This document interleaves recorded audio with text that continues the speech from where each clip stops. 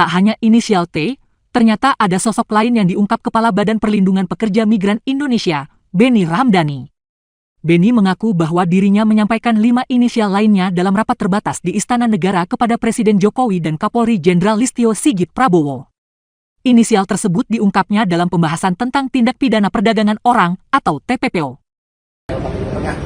Yang rekrut, karena kapasitas saya diminta untuk memberikan klarifikasi sebagai kepala BP2MI. Yang kedua, saya ingin menyampaikan kepada rekan-rekan media ada yang misleading dalam berita. Misleadingnya misalnya, ya, seolah-olah fokus BP2MI itu fokus judi online. Padahal pidato saya dan juga yang disampaikan dalam pertemuan internal atau rapat terbatas di istana itu adalah tentang pencegahan tindak pidana perdagangan orang.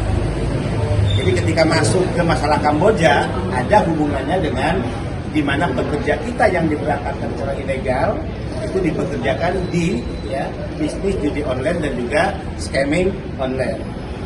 Ini menjadi fokus dan concern BP2MI. Dan saya selalu katakan, jika sudah bicara sindikat penempatan ilegal, maka ini adalah perang negara dengan sindikat. Perang BP2 ini dengan para sindikat, yang tidak mungkin kita mengambil langkah mundur. Terkait inisial T, yang selama ini juga menjadi pertanyaan banyak pihak, rekan-rekan media, karena pemberian klarifikasi sudah dilakukan tadi, maka silakan nanti tanya ke penyidik. Ya.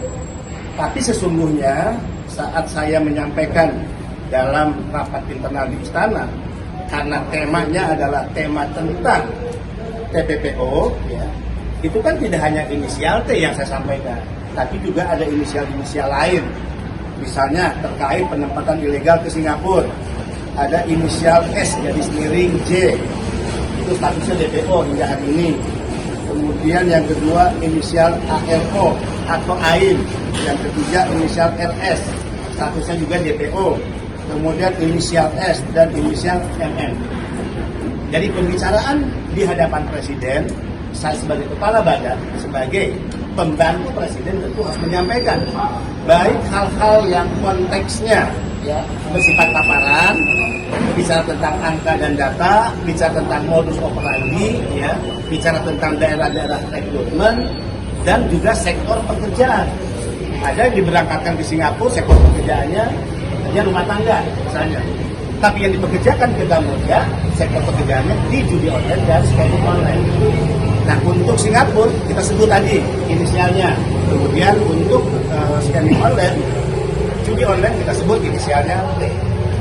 Nah, terkait T itu siapa? Dalam pemberian klarifikasi kita sudah sampaikan tadi keterangannya dalam pemberian klarifikasi kepada para